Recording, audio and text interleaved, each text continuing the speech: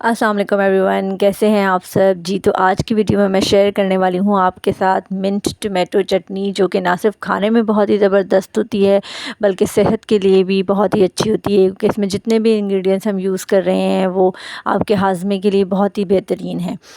तो इससे पहले कि हम रेसिपी की तरफ चलें, अगर आप चैनल पर न्यू हैं तो प्लीज़ सब्सक्राइब द चैनल।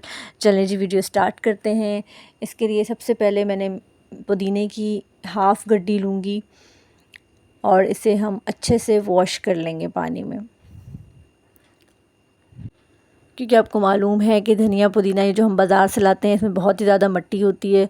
अच्छा, मुझे इसमें धनिए की भी हाफ़ ही गड्डी चाहिए होगी, उसको भी अच्छे से पानी से वॉश करके इन दोनों चीज़ों को मैं कट कर लूँगी। पुदीने के पत्ते मैं इनकी डंडियों से अलग कर लूँगी और धनिए को मैं बारीक काट लूँगी। साथ ही साथ इसमें मैं 3 ग्रीन चिलीज़ कट कर लूँगी और 1 टीस्पून मैंने इसमें ज़ीरा ऐड किया है और इसको हम दरदरा सा पीस लेंगे। अगर हम कुछ लोग चाहें तो इसको ब्लेंड भी कर सकते हैं, बट उससे ये है कि बिल्कुल पेस्टी सा लुक आता है, जो कि अच्छा नहीं लगता। दरदरा दरदरा से चटनी जो है वो खाने में भी अच्छी लगती है। साथ ही इसमें मैं 1 टमाटो ऐड करूँगी और इसको भी मैं चॉपर में डाल के क्रश कर लूँगी। ये भी हमें मोटा मोटा ही चॉप किया हुआ चाहिए।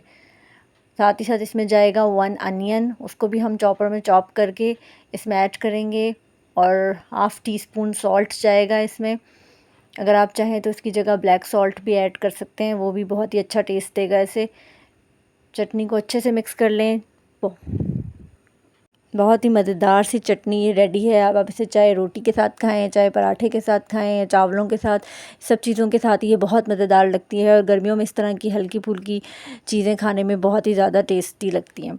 ज़रूर ट्राई कीजिएगा इस रेसिपी को घर में और मुझे कमेंट सेक्शन में बताइएगा कि आपको कैसी लगी। अल्लाह हाफ़िज़।